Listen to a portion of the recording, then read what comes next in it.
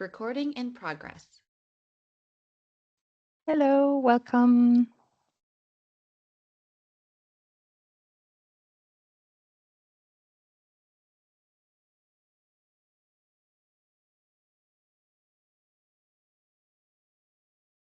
Welcome everybody to our webinar today. We wait one more minute so people can join us and then we'll kick it off.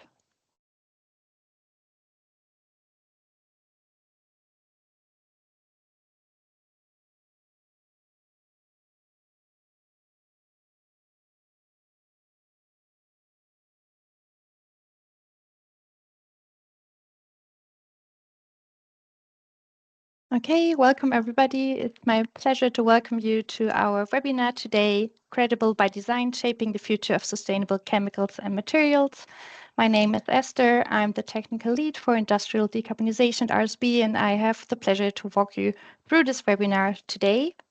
So what's on the agenda? So in a few minutes, I will hand over to Elena Schmidt, our Executive Director, and she will set the scene for us and welcome all of you. And then I'm very pleased to have an exciting panel here today that will be moderated by Freya Burton. She's our platform chair and CSO at LanzaTech.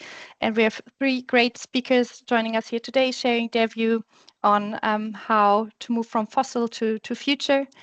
And after this exciting dialogue, I have the pleasure to launch our new platform today. And then we're closing by a spotlight on our recent project, Plastic Reboot, which is all about sustainable plastics before we will close off. So for your information, we'll record the webinar and we can share the slides and the recordings with all of you at the end. You can also ask questions in the chat to our speakers and we can answer them at the end of the cross-sector dialogue or after the webinar via email or by having calls with you. Okay, so again, welcome from my side, and I'm pleased to hand over to Elena Schmidt to set the scene and welcome all of you. Floor is yours, Elena. Thank you, Esther. Welcome, everyone. Good morning, good afternoon. So welcome to today's launch event, Credible by Design, Shaping the Future of Sustainable Chemicals and Materials. Chemicals are so important to our daily lives, underpinning more than 95% of all manufactured goods. Chemicals play such a key role in literally every sector, from healthcare to energy, mobility, or communication. And therefore, the chemical sector is so critical to decarbonize and meet net zero goals across all sectors. Chemical industry is responsible for emitting about 6% of global greenhouse gas emissions annually. For comparison, the aviation sector contributes about 2 to 3%. To highlight the scale of the challenge, without any action, the chemical sector's emissions will more than double by 2050. And in addition, it's not just a climate challenge, it is a planetary health challenge.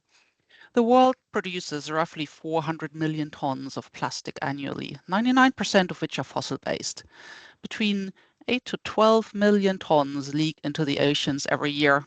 Actually, microplastics have been found in every ecosystem on the planet. And there was a research article recently saying it was found in about 83% of tap water worldwide. And to highlight the complexity of the challenge, while in the energy markets, there are about 10 to 20 dominant energy products globally, there are about maybe even more than 100,000 distinct chemical products. Chemical value chains are diverse and deeply intertwined. The sheer scale of the transformation is huge. Shifting feedstocks, investing in new technologies will require hundreds of billions to even trillions of dollars and hundreds of millions of tons of alternative feedstock.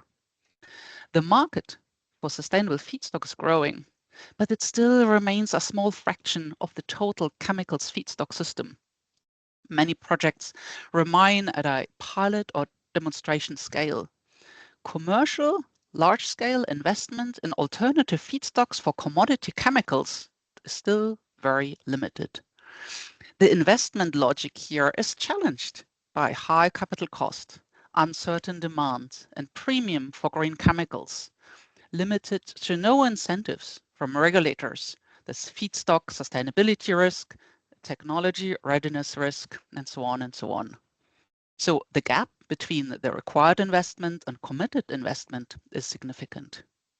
Yet there is hope. There are key levers that can be used to close the gaps, and they include mobilizing capital from public, private, blended finance, specifically for feedstock supply and conversion infrastructure, creating demand signals and a market for chemicals from alternative feedstock with offtake agreements, premium pricing, also regulation, accelerating the building of new infrastructure of biorefineries, standardizing certification, traceability, and claims so that bio and recycled feedstocks are verified and trusted, and focusing possibly on early wins in high-value niche chemicals where margins permit a premium to then later scale up into bulk commodities. And all this actually is where RSB comes in. Our global membership community spans a diversity of sectors sharing similar challenges. At RSB, we provide a platform to exchange, co-create, and collaborate to build new feedstock supply chains.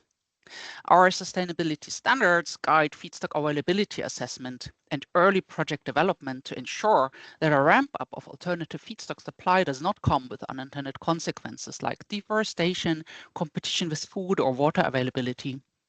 Our past work has even shown opportunities for positive impacts: additional income for all communities when delivering into new markets, air pollution improvements when using agricultural residues that were previously burned, water table improvements when using eradicated alien invasive species.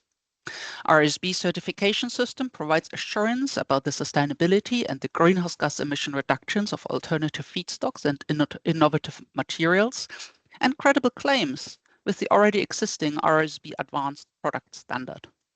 Our participation in Plastic Reboot supports 15 national projects in the sustainable design of plastic alternatives. RSB's book and claim system, developed with the aviation sector, is now expanding into other sectors, like also materials, and is a market solution and a credible tool to access green premiums based on sustainability claims. And finally, our new methodology to standardize long-term offtake agreements supports project developers and corporates to cooperate on project financing.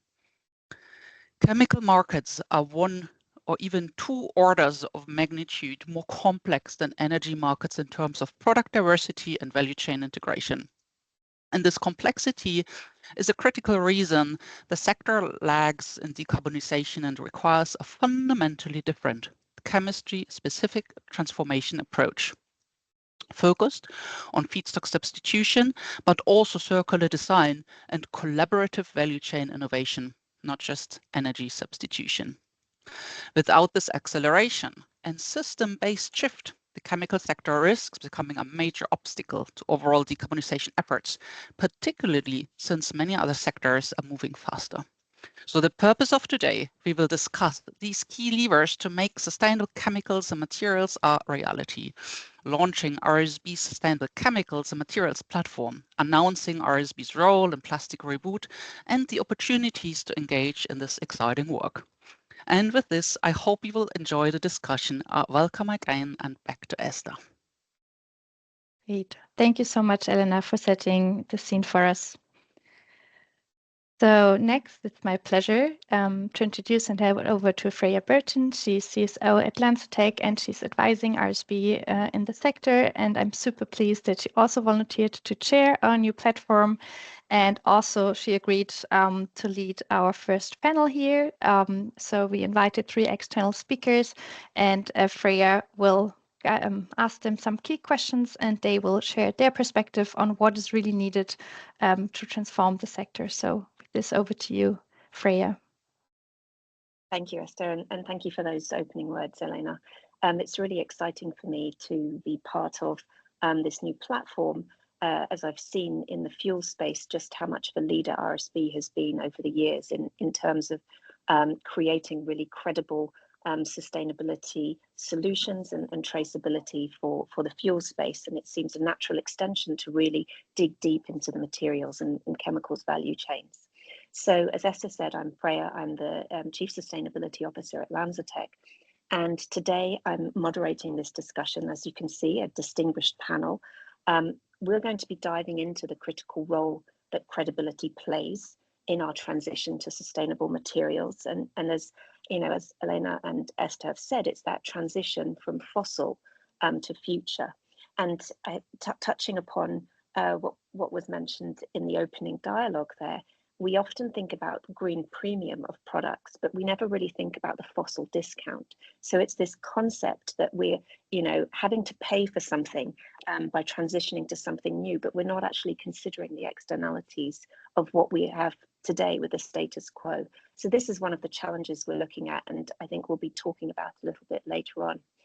So each speaker is going to start with a short presentation based on some guiding questions. So I'm just going to get straight into it and introduce and welcome our speakers.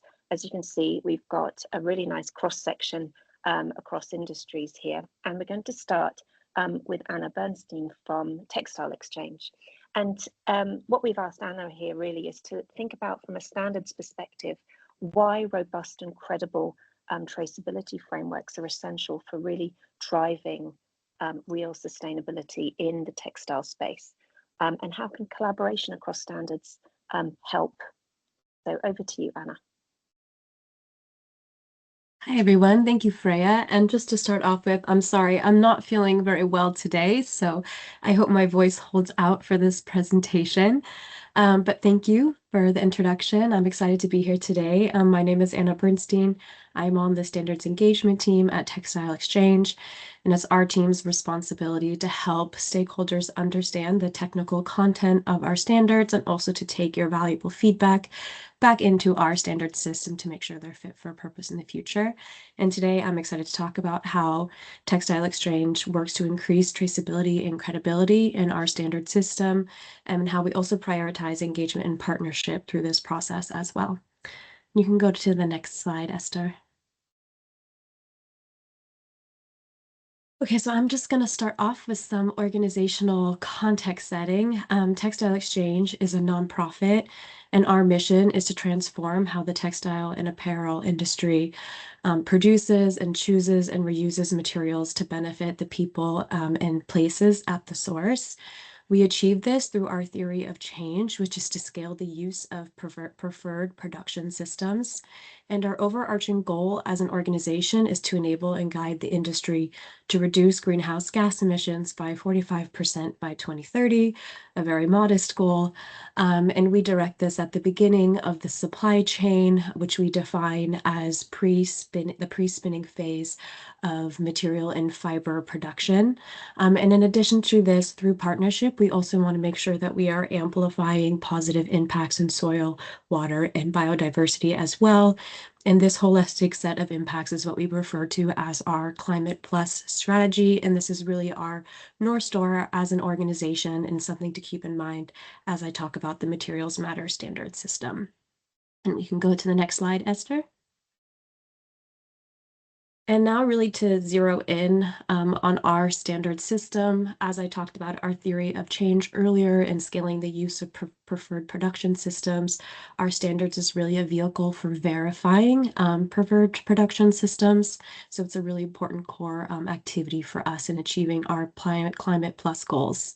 Our standard system runs on a third-party verified chain of custody model.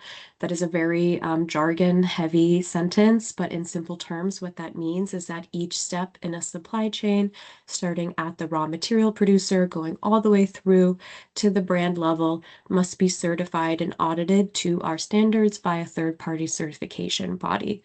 And once that is in place, along with the relevant documentation, only then can a product be marketed or sold to a consumer as certified, and that is to really protect and maintain the credibility of that claim to the standard. And I'm just going to lightly touch on the roles and responsibilities as well in our standard system, because I think this really speaks to how we try and maximize credibility as well. Textile Exchange is the standards owners. What this means is that we write and develop our standards and our policies, and we also revise them to make sure they're fit for purpose for the future. And when we do this, we really try and utilize and gather a wide range of stakeholder input and feedback to bring into that revision process.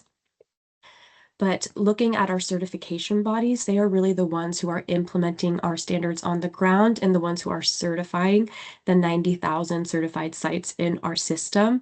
They are the ones who are interpreting the normative standard criteria and deciding whether a site is in conformance with that criteria. They're making all certification related decisions, audit outcomes, and also issuing certification documentation like scope and transaction certificates. Textile Exchange is not involved in that due to our role as a standards owner. We need to maintain impartiality, so we're not involved in certification related decision-making processes for sites.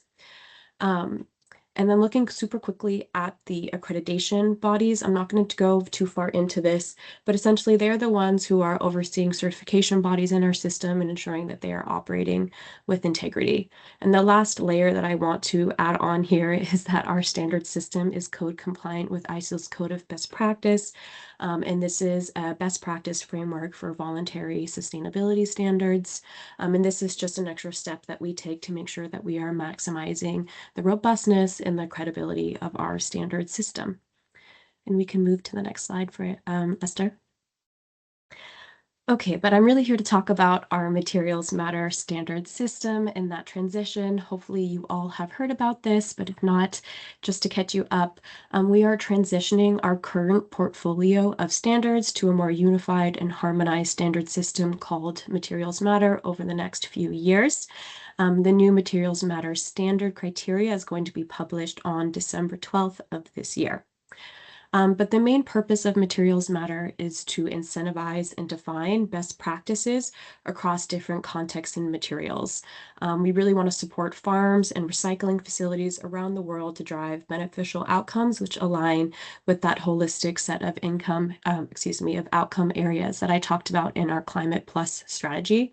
And on the next slide, I'm going to talk a bit more about how we really focus on traceability and partnership to strengthen that credibility and the impact of Materials Matter. We can go to the last slide, Esther. Okay, so on this slide, I know there's a lot on here, but this is really meant to highlight the Materials Matter standard system. And I say system because it really is one. There's a whole system in place which upholds the performance and the effectiveness of the standard implementation. So at the heart is the Materials Matter standard criteria itself, which again is going to be published on the 12th of December. And this is the criteria that sites at the beginning of the supply chain, what we call tier 4. So this would be recycling facilities and farms. This is what they will be audited to drive beneficial outcomes. And this includes right now any of the materials that are in scope of our responsible animal fiber framework. So this would be wool, alpaca, and mohair, and also materials in scope of our recycled standards, the GRS and the RCS as well. And in terms of materials, we are actually looking to expand the scope of materials that are within scope of Materials Matter. But instead of writing our own standard criteria for this, we are looking to take a partnership approach. And what this means is that our goal will be to partner with strategic partners and other credible systems to create alignment under one shared vision for climate and nature impact. And our hope with this is that we're going to reduce duplication, ease burden on suppliers, and also enable brands to more easily source materials that deliver measurable and consistent impacts on the ground. This is obviously a really big piece of work, and this partnership framework is still being developed, as well as the operations behind this. And so for this reason, this is not something that is being rolled out in this first iteration of the standard that is going to be published on December 12th. This is something that we're continuing to develop and will be part of later versions of the standard. Okay, and then moving on to our chain of custody framework, just super quickly, this is something that we will continue in Materials Matter. Our chain of custody system, the content claim standard, will continue to be the chain of custody system for Materials Matter. But one area that we really are deepening our work in is traceability, and this is called Track It. This is really the traceability backbone of our standard system that we've been investing heavily in over the last few years. And Trackit is a delivery mechanism for tracking data of certified material attributes and volumes in our standard system. And there's a lot of work happening with Trackit over 2026 to make sure that it's a usable and scalable tool for the industry. I can maybe answer some questions about that later since I know I'm running short on time. But it also is making sure that it is ready for our partnership approach for Materials Matter as well. And of course, all of this that I've just talked about is really to underpin the verified and credible claims to Materials Matter and to make sure that they are fit for purpose in light of upcoming sustainability claims legislation. So thank you, everybody. I'm looking forward to answering more questions later. Thanks so much, Anna, and your voice held perfectly. Really appreciate it when you're feeling a bit lousy. Really interesting points there. I think we're going to touch on these in the Q&A. I know some questions are already coming up, but it's really exciting to look at how innovation and technology can really help revolutionize traceability and improve the sustainability of our supply chains. And the partnership scheme, very exciting, especially coming from a producer perspective, and keeping track of all the schemes that we need to be looking at. Michael, handing it over to you now. So Michael Hershkovitz from IFF. I love the fact that we can address so many different areas here in terms of textiles, but then looking at flavors and fragrances. So, but all with a sort of common theme of what we're trying to achieve. So Michael, over to you. I'm going to be looking for sort of answers in terms of, if we look at complex supply chains like those that you have, what does it really take to ensure that innovation in advanced materials is credible and traceable? And what are the kind of sustainability commitments that need to be reliably made and to be kept despite challenges in scaling up? Thanks, Freya. I'll do my best to address those questions. Hi, everyone. Great to be here. I think probably a good idea to kind of introduce IFF and say, hey, like, what is a flavor and fragrance company doing in an RSP panel? But I think given the launch of this new platform, it actually is quite relevant. So IFF is a global leader in flavors, fragrances, and food ingredients, and health and biosciences, where we also house our new biomaterials platform, which I'll talk to about in a bit. We've recently restructured a sustainability program writ large into 4 pillars that speak the language of all of our stakeholders rather than just speaking from sustainability person to sustainability person. And we recognize the need for broad impact across the many value chains in which we play. So in the conscious sourcing bucket, we have our goals and initiatives around supplier engagement, responsible sourcing, human rights, traceability, and biodiversity impact. In the intentional innovation bucket, we have our product sustainability program where we attempt to identify sustainability value propositions across all of our new products and make sure that's rolled into our innovation process in terms of how we make our products and how we talk about our products. In partnerships of impact, we recognize that to move the needle, you can't focus on your own operations or even your own innovations, but you have to lean into partnerships in order to make substantial impact. And this includes partnerships with upstream suppliers, suppliers of suppliers in some cases, customers, and even competitors when we need to kind of move the needle in industries where you don't really have a significant footprint. It also includes partnerships with companies, startups, and academia to develop the new sustainable innovations of the future. And then in the operating for the future bucket, that pillar contains the more traditional sustainability goals, the stuff that still matter and we're still doing. We just have been doing them for a while. Science-based targets, emissions, scope 1, 2, and 3, waste reduction, climate neutrality, water stewardship, etc. So we've actually been in the sustainable chemical space for quite some time, and it's really interesting to compare the pros and cons and challenges to this space to the one in the biofuel space that the RSP and its members have been playing in so deeply over the years. One of the primary issues is the overall assumption that bio-based materials are always going to be inherently more sustainable than petro-based incumbents. When you look at sustainability and zoom out it and recognize that it's a systemic science, you have to kind of recognize that part of the conversation around credibility is to identify when that's true and when that's not true and how and where and why. And so it's important to be fully aware of any new innovation's impact on climate and biodiversity and water and land use and end of life as well as any social issues as early as possible, so you can design for the best outcomes. For example, a bio-based material may have more carbon emissions than a petro-based one that's been optimized over the course of 100+ years. And that's okay to acknowledge that. Not only is it okay, it's important because it improves the credibility of what it is that you're talking about, and it helps innovate in the right direction without burden shifting, either with or without knowledge of doing so. Traceability is another critical challenge, especially in global supply chains where materials pass through multiple intermediaries. Ensuring traceability at scale requires robust systems such as mass balance and chain of custody frameworks, supported by digital product data and standardized reporting. Certification schemes like RSP provide a good infrastructure for this, but widespread adoption and harmonization remain ongoing challenges. And performance and scalability are also very important. Advanced materials must not only meet sustainability criteria, but also meet or exceed the performance of incumbent fossil-based materials, which is somewhat of a different situation than the biofuel space, where a lot of times you're making the same molecules as the incumbents, you're just making them different ways. This matters because if the material doesn't work, it's not going to succeed in the marketplace. And all the resources, both public and private, dedicated to the development and commercialization end up going to waste.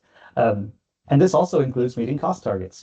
We've heard reference to this green premium thing, and that's not necessarily that doesn't necessarily always need to be true. When you have to have a value proposition that encompasses both value and cost and performance and sustainability. And if you don't, you end up being in a situation where the more established, less sustainable options end up winning in the long run, and you don't want to put yourselves in that situation. So scale helps you get from a niche to a norm, which helps give you kind of a roadmap to that price competitiveness that you need. And regulatory frameworks also evolving very rapidly, adding another layer of complexity in this space. Initiatives in the EU are pushing companies to substantiate their sustainability claims with verifiable data, which is good. But while these regulations can drive positive change, they also pose risks if poorly designed or inconsistently implemented or executed, even if they're well-intentioned. And so we have to both try to influence that, but also navigate this landscape of uncertainty while also continuing to move forward and innovate, because the innovation lifecycle can take a lot of time. Which of course brings its own challenges around ensuring your assumptions about where the regulatory landscape is going to be turns out to be where you actually end up, and you're nimble enough to adapt to that in case your assumptions are wrong. So together, these challenges underscore the need for holistic, outcome-driven approach to sustainable innovation in the chemicals and material space, one that balances environmental, social, and economic factors while ensuring transparency and traceability throughout the supply chain. So IFF's approach to these challenges, at least in the biomaterial space, is our polysaccharide polymer platform, which we call Designed Enzymatic Biomaterials. We take sugar, a sustainable fungible feedstock, and enzymatically separate the glucose from the fructose, and then polymerize the glucose molecules into polymers.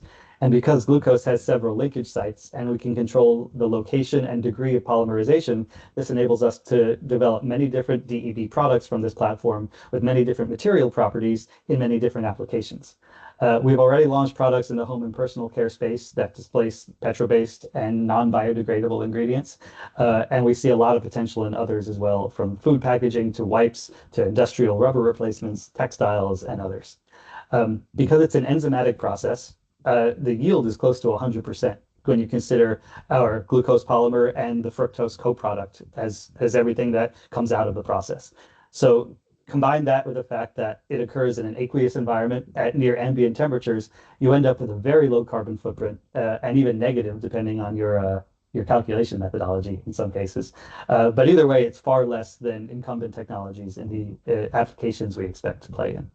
And so because it's bio-based, it's biodegradable, it's producible at scale. And as I mentioned, we already have product going out the door in the home and personal care space, but we established a JV earlier this year, and we're building our first dedicated full-scale commercial facility that'll be operational in 2027 using responsibly sourced sugar beet as the feedstock. So while all the challenges I referred to on the previous slide do exist, being aware of them helps guide the innovation process, helps guide your communication strategy and your stakeholder engagement. So when you talk to people, you can understand not just what it is that you're doing, but preemptively answer any potential questions around sustainability challenges associated with your innovation and its upstream and downstream impacts. So we're really excited about the platform and the potential products that we're going to be able to spin out from it. So what's the path forward for this sustainable advanced chemicals and materials space? I think it lies first and foremost in collaboration. No single organization is going to be able to address the complexities of sustainable innovation alone. Feedstock providers, technology providers, offtake partners are all mandatory pieces of the puzzle here in order to make innovations go from idea to the lab to a commercial reality. Partnerships across the value chain are critical for scaling solutions and ensuring alignment on sustainability impacts. And IFF's work with suppliers and certification bodies and joint ventures like AlphaBio are good examples of how these partnership models can drive progress. They're not the only examples by any means, but it's good to have kind of a, there's a lot of ways to do it right, as long as you incorporate the ideas that you can't do it alone and you have to be aware of everything that can go wrong, and then make sure that you're doing it right. It's also essential that we shift from singular metrics to outcome-driven strategies. And you may recognize the icon that I put on the slide, because I think RSP has a very good framework for addressing this. Rather than focusing solely on specific attributes like bio-based content, which is good, but it's only one. Companies must also prioritize metrics that reflect real-world impacts and assure external stakeholders that nothing is being swept under the rug.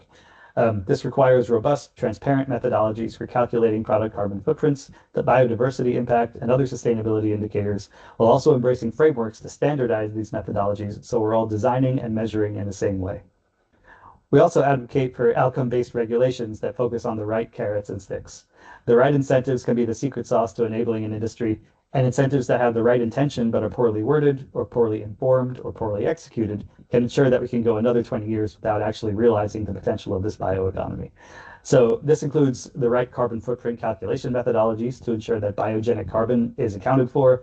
It includes incentivizing sustainability outcomes rather than prescribing specific feedstocks or specific technologies for these incentives, and ensuring incentives exist at the innovation, scale up, and demand generation stages of the value chain to ensure that products are not just developed but commercialized as well. And to that point, it's also incumbent on us to ensure that we bring materials to the market that have the best chance to succeed in the long run. And that comes with the understanding that sustainability alone is sometimes not good enough. You have to come with parity or better cost or performance in order to maximize the likelihood of long-term success. And incentives can be used to bridge that gap, and you should, in fact, use these incentives to bridge that gap and give yourself a runway to get there, but you have to have a path to getting there. Otherwise, these new advanced materials that we develop will not end up displacing these incumbents in the long run.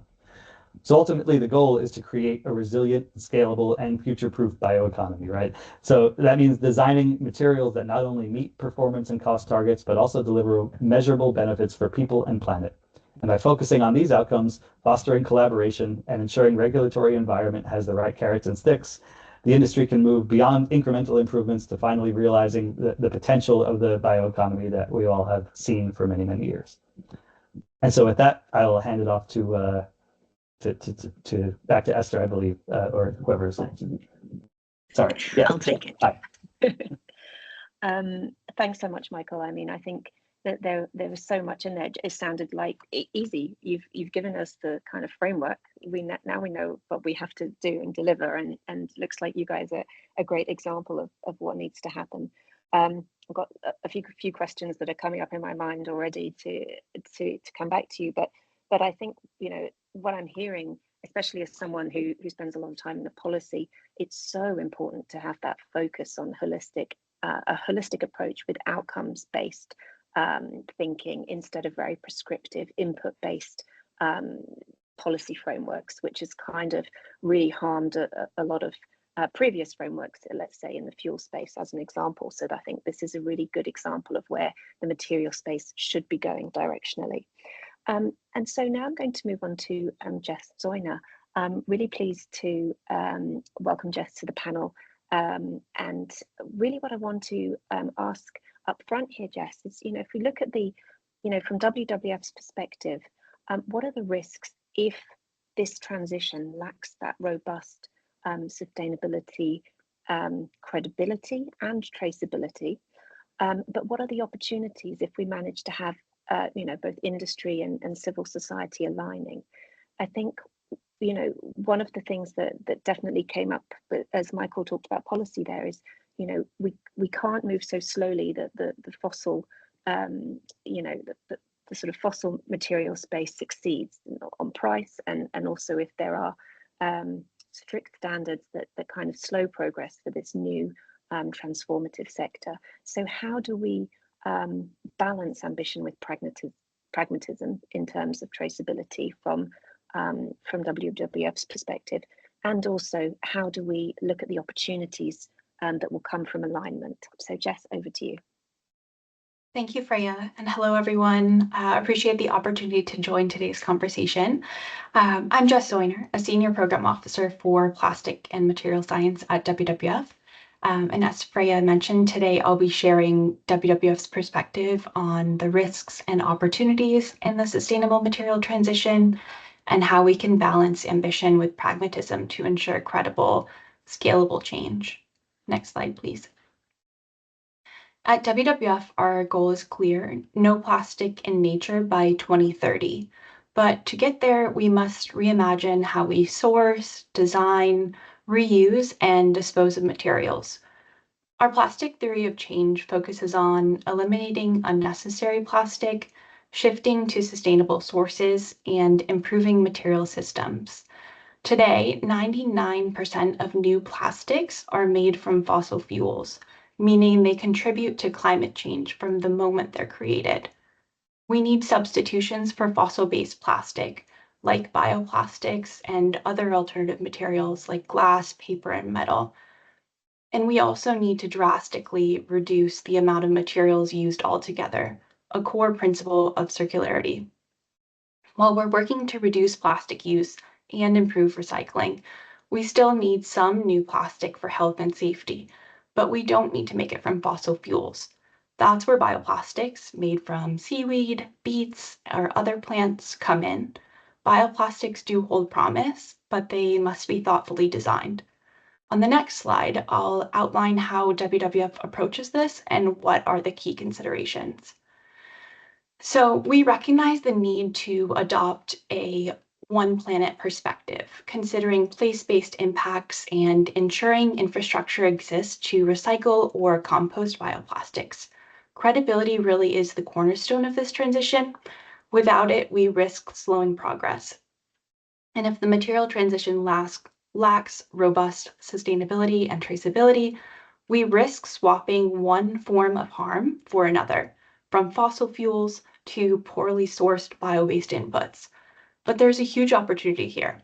When industry and civil society align, we can build shared sustainability standards, unlock innovation, and ensure bioplastics are responsibly sourced and effectively managed. Circular systems allow us to do more with less, providing products and services while respecting planetary boundaries and increasing resilience. WWF brings a holistic lens to this challenge, working with corporate leaders and policymakers to accelerate the shift to responsibly sourced circular bioplastics. One example of this, on the next slide, please, is that WWF convenes leaders through the Bioplastic Feedstock Alliance, a multi-stakeholder forum advancing shared sustainability methodologies and the role of bioplastics in circular systems. We advocate for frameworks that incentivize innovation while safeguarding against unintended consequences. Our goal is to balance ambition with pragmatism, ensuring that strict standards accelerate progress. On the next slide, I'll share how WWF and the Bioplastic Feedstock Alliance are tackling the need for alignment in the sustainable materials transition. Most recently, the Bioplastic Feedstock Alliance published a vision statement to align toward a circular bioeconomy. Our vision statement outlines a responsible bioeconomy where circularity maximizes the value of bio-based resources. We sought to establish a common understanding of a circular bioeconomy and call for the integration of circularity to reduce consumption, conserve nature, and maximize socioeconomic value. And the way forward is collaborative. Our vision for the bioeconomy calls for all actors utilizing bio-based feedstocks to take a full life cycle approach, collaborate across sectors, leverage supply chains and share infrastructure, and adopt robust sustainability metrics. WWF is committed to working with industry, governments, and civil society to shape credible, scalable systems. and WWF is implementing this work globally. One great example of this is Plastic Reboot, which you'll hear more about later in this webinar.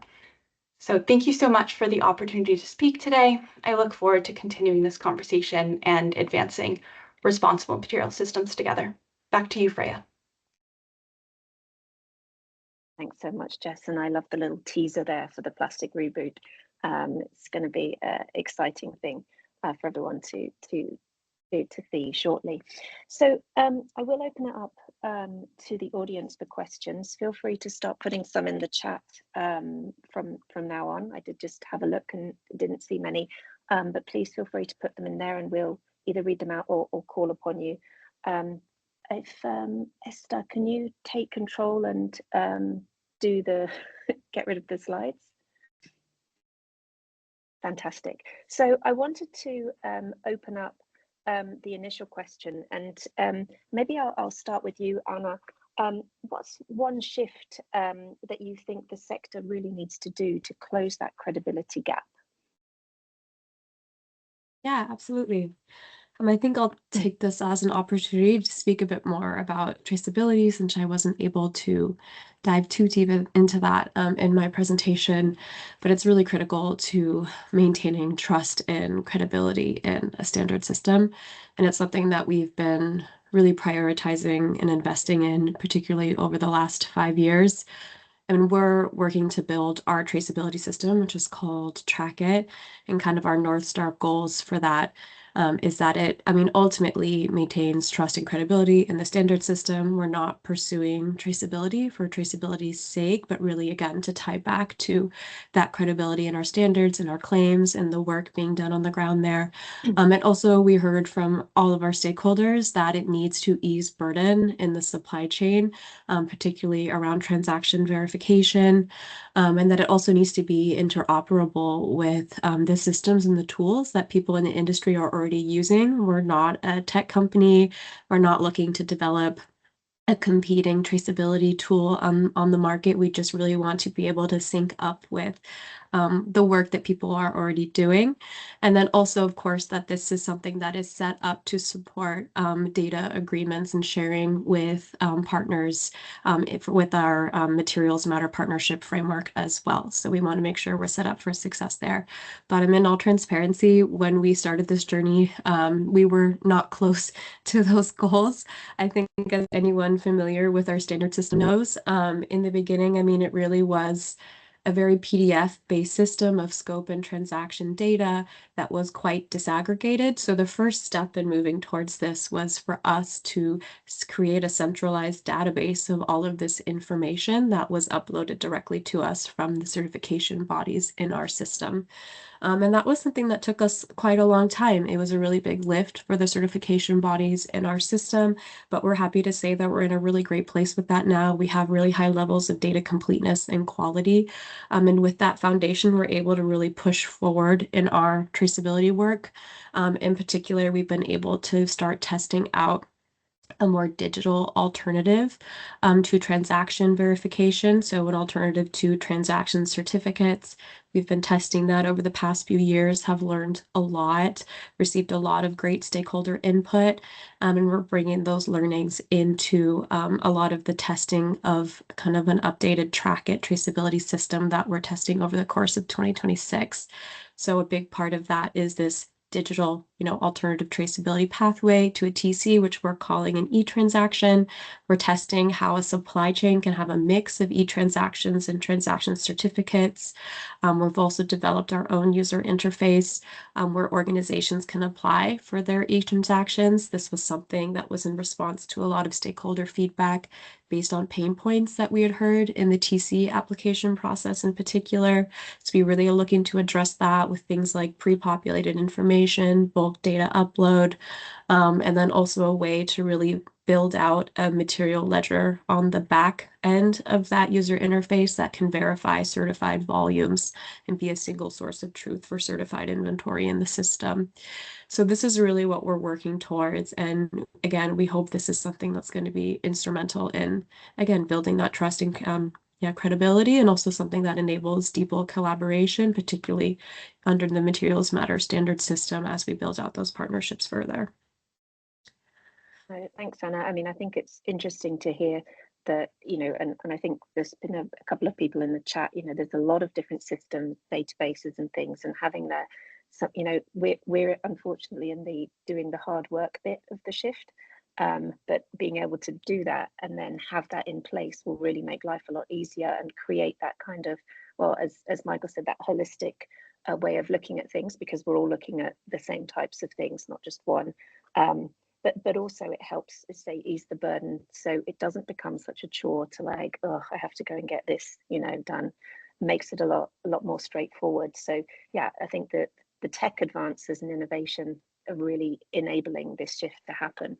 I maybe sort of pulling on something both Jess and Michael talked about. Michael, you touched on policy frameworks, and Jess, you're talking about alignment.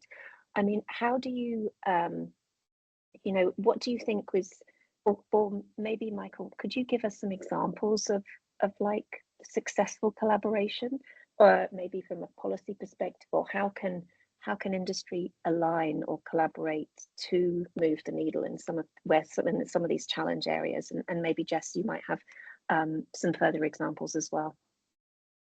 Well, I think, from our perspective, I started getting engaged with this conversation a couple of years ago. And obviously the conversation had been happening for a long time before that. And the reason why I got engaged with it is that there was a recognition that on the policy side of things, there is generally some really good intentions. And just the lack of true understanding as we kind of learn more about the science of how to get to where those intentions wanted to get, what could go wrong along the way. And we've seen examples of things that have gone wrong in Europe. We've seen examples of things that have gone wrong in the US. And by pulling on those examples, you can say, okay, here are the things to watch out for if we're going to be writing new policy or revisions of policy around these things. There were some situations where the biomaterial that I discussed was considered a plastic, and so therefore it didn't qualify. And when you consider every single reason why we wanted to disincentivize plastics, it didn't make sense, right? And so after you recover from the shock of like, wait a minute, why is this classified as a plastic? What criteria are being used?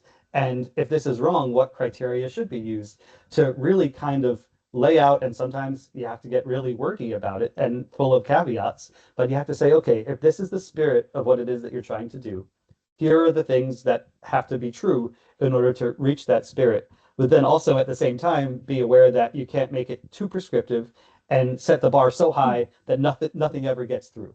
So I think there's a couple of components to that. Having the subject matter expertise, because the science of sustainability has advanced quite a bit over the last decade. So apply those learnings from subject matter experts, partner with the policy experts. And so you have the people who know the subject matter and the people who know how policy is written and how to get those things done, and have those people in the same room having those conversations together rather than speaking past each other. Excellent. And Jess, would you want to add anything there?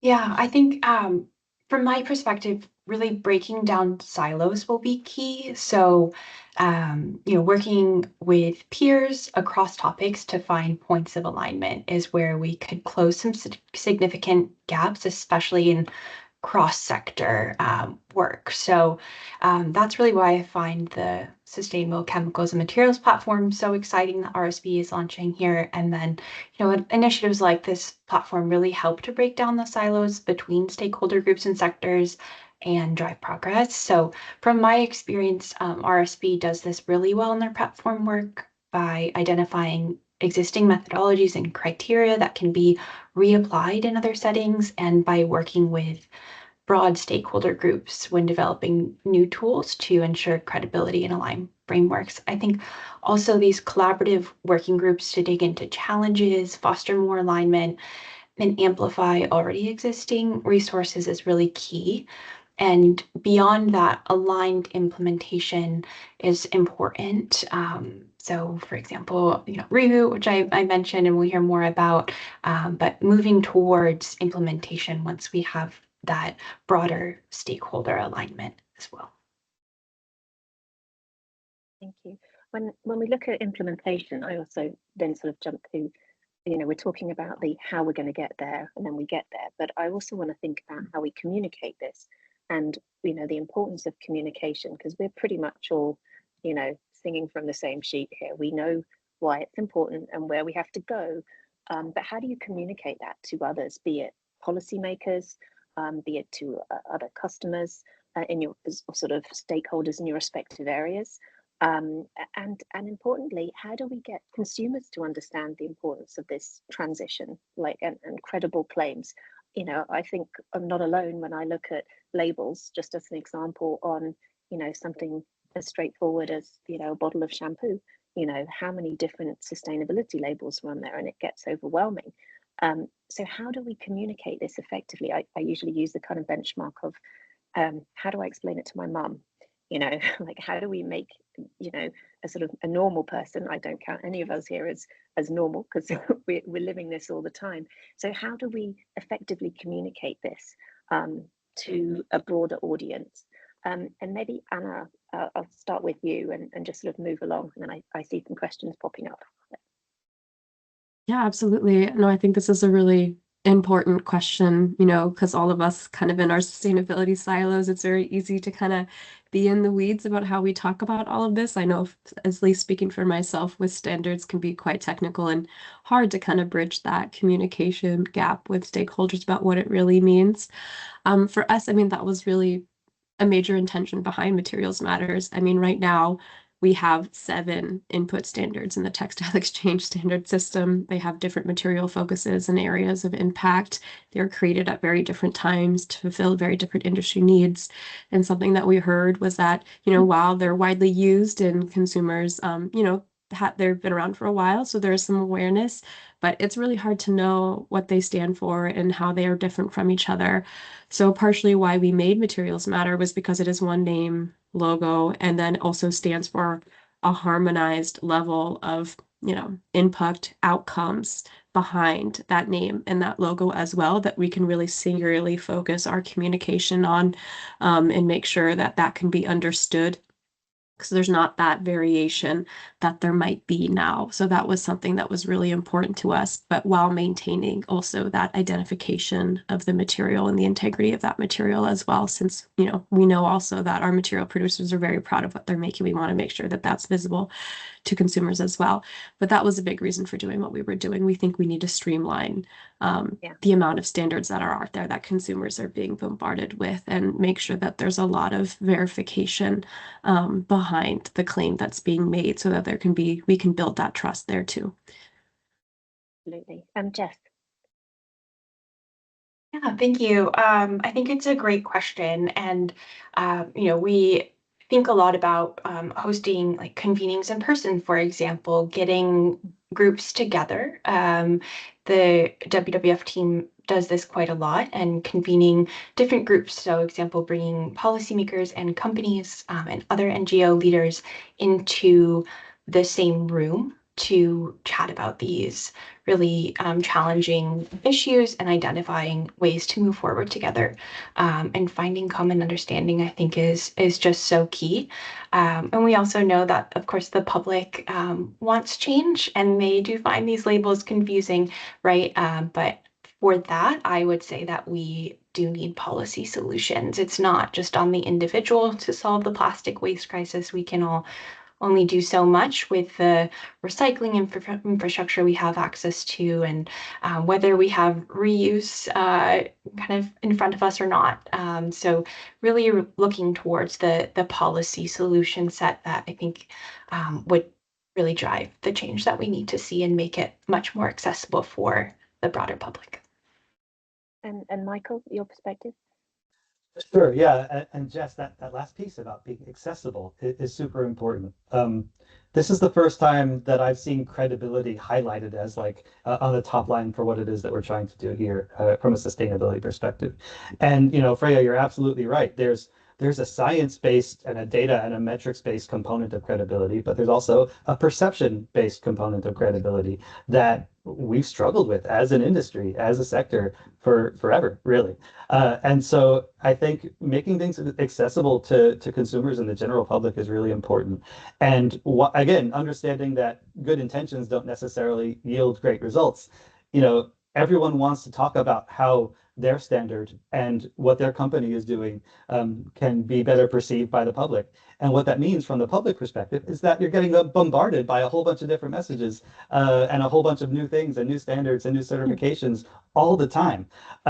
And so I don't have like the perfect solution to this other than to say like it has to be as a sector. And government can come in and regulation can come in and help with that. But you know, to choose your champions carefully, because you don't want to be able to highlight something and put a spotlight on something that turns out to be not all that impactful or not all that helpful. And you earn that trust kind of one step at a time and slowly, but you lose it very fast and very quickly. Yeah. And so just kind of be very choiceful with the messages that you make and you know the things that you choose to lean into, and make sure that kind of all the boxes are checked and it's accessible and it happens at a sector level rather than an individual company or certification or standard level.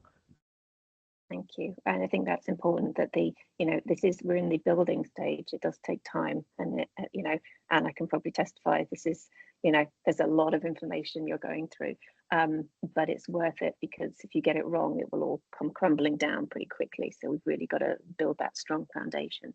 I noticed there was one question in the chat, but I think, Michael, you've given your perspective on it a little bit in terms of looking at lessons learned from, say, the fuel sector.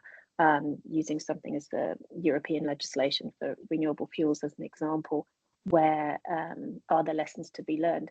I think on some degree, my perspective may align with what you were saying. There are things we've learned what probably we shouldn't be doing for the material sector. And certainly there are things that we can pull where there are frameworks that are kind of more broad and holistic. I think prior iterations of RED, as an example, in the fuel space were pretty narrow and prescriptive, and it's definitely evolved to this more holistic approach today. I hate the fact that we've got to wrap it up because I'm sure we could chat for ages, but I know there's still a lot of interesting things to come as part of this webinar. So I would just like to thank the panel for your insights. And, I think some of the key things that I pulled out that, from all of your presentations, we're looking at collaboration, harmonization, alignment, partnership. I mean, all these words are talking about how we need to move forward as a sector to really make this transition a credible one and one that is going to last and not crumble away really quickly because it's based on, a false promise. This is about building, trust with your stakeholders and then being able to communicate it effectively so people know that what they're getting is actually real. So with that, thanks so much. And I'm going to hand it back over to you, Esther. Yes, great. Thank you all so much for sharing this panel and for setting the scene for our platform. So I think you really gave a nice insight, already setting the scene, what we actually want to achieve with the platform and what are the challenges in the different sectors, how we can join forces to hopefully overcome them and to solve them. So I really hope we have more of those panels, discussions, getting the perspectives from the different sectors. So I think you already heard a lot. I know some people joining are not RSB members. So just to recap, RSB is a global nonprofit association, and you heard about our holistic standard and frameworks, and we apply them in 3 main activities. So you heard we are certification schemes. We're running different programs like the Plastic Reboot program. You will hear about more later. But today it's really about the last point here. So it's about community.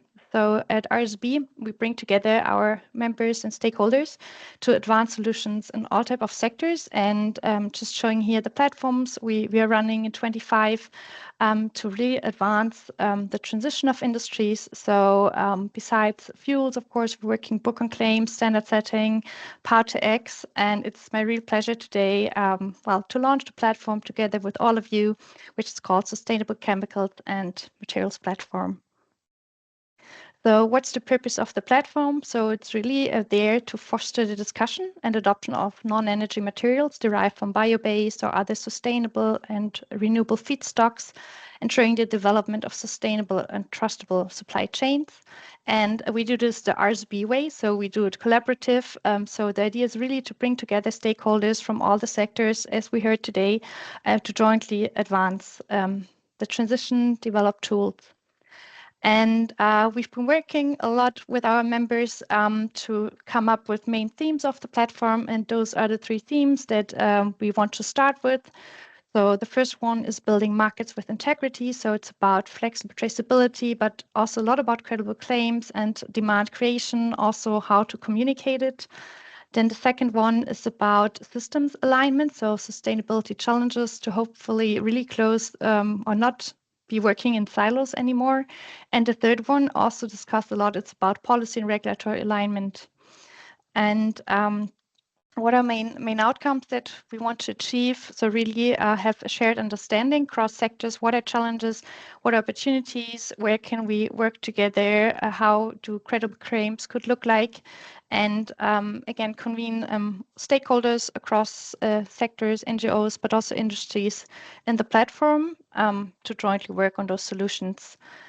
And just diving a bit deeper into the 3 themes. So the first one, building markets with integrity, for example, really want to advance and also test some innovative approaches with all of you, of course, on robust foundations like our standards that we're having, and also deliver a first sector-focused output for 26. So trying to give an overview of, for example, mass balance approaches, impact claims, to also give an overview for stakeholders and hopefully also ease communication around those complex topics.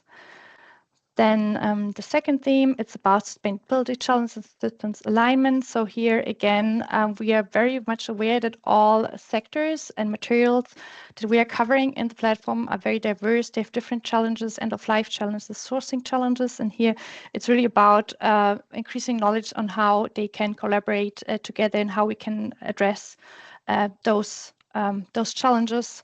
And then also, of course, come up with a robust sustainability framework that really can be the foundation for standard setting also and building trust.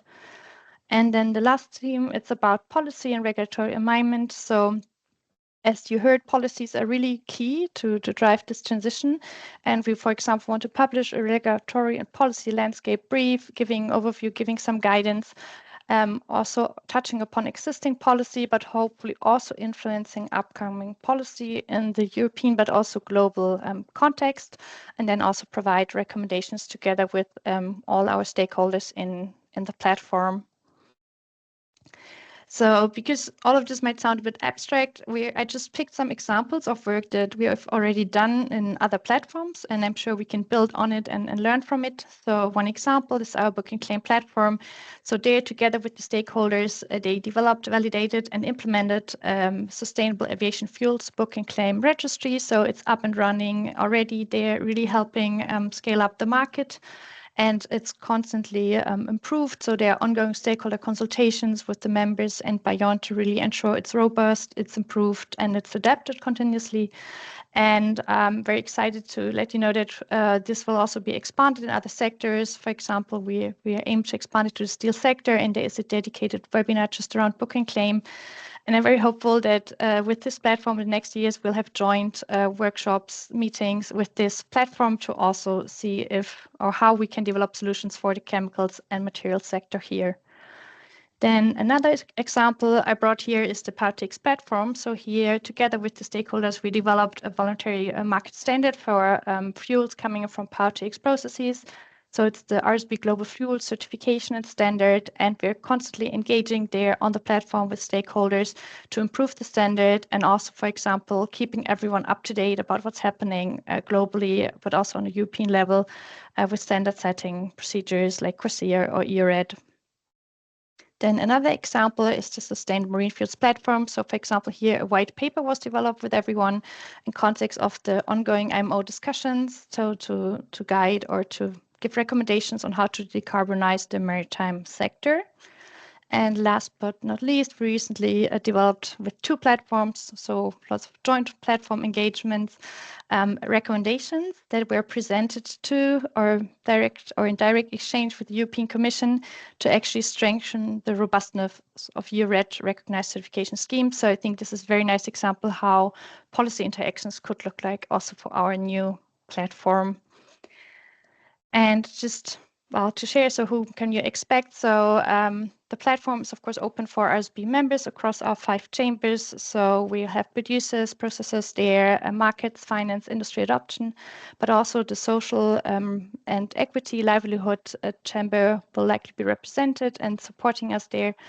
And also, as you heard, WWF will be engaged, and we have government's policy and research also joining us. And I'm very pleased to announce that we decided to actually have this platform open for some limited time also to non-members to really ensure we have as many stakeholders on board as we can, because as you heard from the presenters, it's super important that we all work jointly and not in silos. So this being said, the platform, I will manage it, so I will lead it, and together with my colleague Alba, who's leading the Plastic Reboot project, we have Freya that you met already, who will chair the sessions and also guide us throughout the platform. And you can all register on it already now on our website, and then we aim to kick it off very soon and having also an on-site workshop linked to our annual conference. So if you have any questions around the platform, please reach out anytime or put them in the chat. And it would be lovely to see many of you getting engaged on the platform. With this, I'm coming to our last part of today's webinar. So you heard a lot already about Plastic Reboot, and actually there's currently an on-site meeting happening in Brazil, and Alex and Alba are there, which is why they recorded their contribution today. But I'm pleased to share it with you now. Hello, and thank you for joining us today. I'm Alex Grabowski, Senior Director of Plastic and Materials Science at WWF, and I'm excited to introduce Plastic Reboot to you.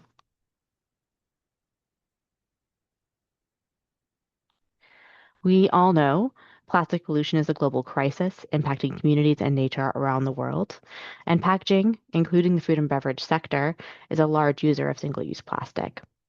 Currently, there's a critical lack of investment and resources focused on upstream solutions for this sector, and this is what Plastic Reboot is designed to address. We know a future without plastic pollution is possible, and that's what we aim to achieve. Working around the world, we're partnering with business, government, and civil society to rethink how plastic packaging and products are designed to reduce, reuse, and prevent plastic pollution. This $108 million program is supported by the Global Environment Facility, co-led by the United Nations Environment Program and WWF, and implemented in partnership with the United Nations Development Program and the United Nations Industrial Development Organization. Our work is grounded in upstream and midstream solutions that prevent plastic pollution at the source, reducing reliance on single-use and short-lived plastic. We're focusing on solutions that reduce the use of problematic plastic, convening to design for circularity, and working to ensure materials are circulated in practice. Plastic Reboot is a global effort, supporting 15 national projects whose geographies you can see on this slide. And Reboot also has a global project, supporting national projects for success, coordinating efforts, and addressing global barriers that can't be effectively tackled at the national level. And while all projects are designed for local conditions, they share common approaches that drive transformational change. Here you can see some of the focal areas that Plastic Reboot is working across on the left-hand side of the screen, and on the right-hand side, the partners that we're working with on these topics. Taking a collaborative and additive approach is really key to success, so we hope you'll join us in this effort. At the global level, we're launching working groups on several of these topics, and we welcome engagement from experts and others working in these areas.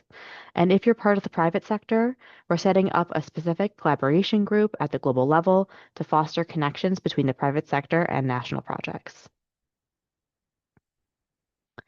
So in conclusion, We're excited to share Plastic Reboot with you and to create scalable, replicable models to accelerate impact, bringing the coordinated action at both national and global levels that we know is needed to tackle the plastic pollution crisis. Working alongside governments, business, and civil society, we aim to make circularity the norm rather than the exception. And a collaborative and additive approach is really key to success. So we look forward to our continued engagement with you. Thank you. Hello, everyone. Following Alex's excellent introduction, my name is Alba Canovas, Sustainability Manager at the RSV and the project lead for our work in Plastic Reboot. Today, I'll focus on a critical piece of the puzzle, how we ensure that the alternative materials at the heart of this circular model are truly sustainable. I will explain our role, our plan, and most importantly, how you can co-create the solutions with us.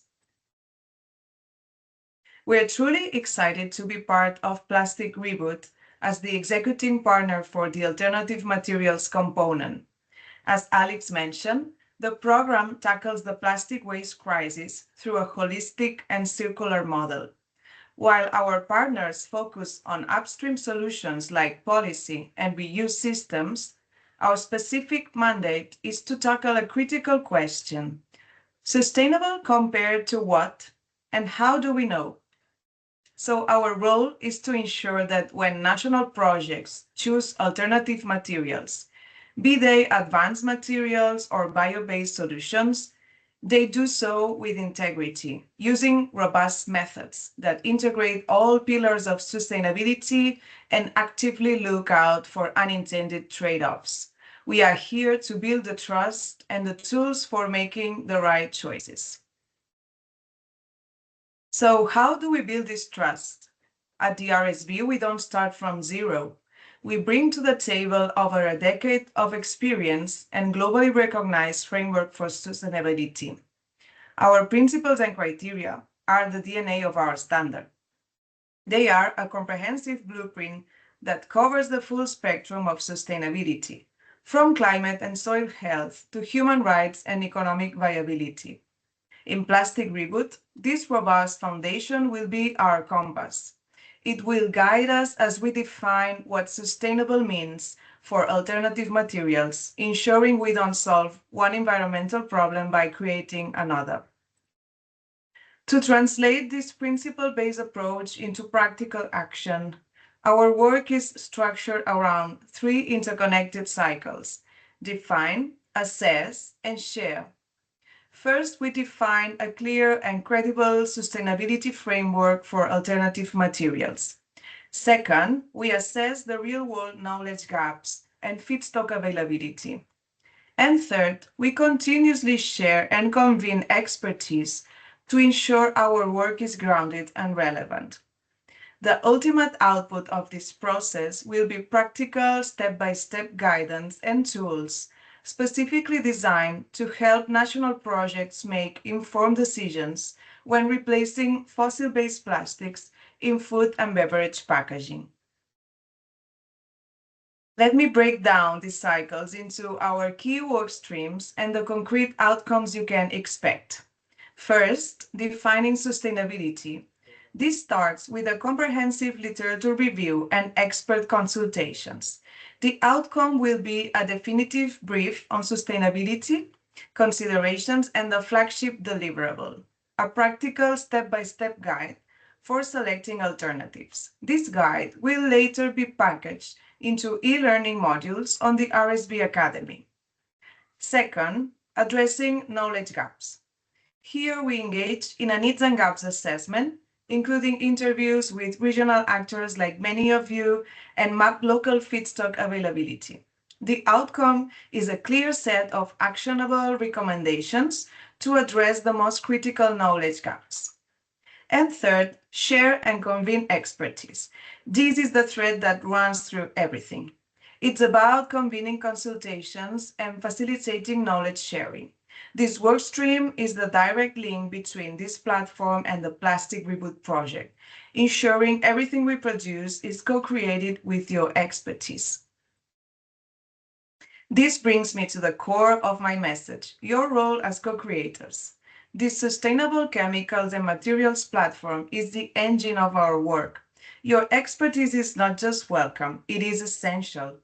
We invite you to provide insights, share your real-world challenges to ensure our guidance is not just theoretically sound, but also practically applicable.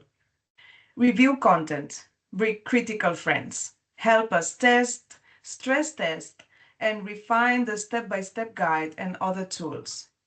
And finally, pilot solutions. For those of you with material innovations, let's collaborate on LCAs or implement your pilots into the national projects to bring credible solutions to the market.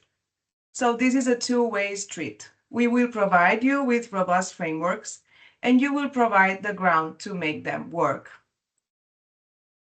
And your first concrete opportunity to engage as a co-creator is just around the corner.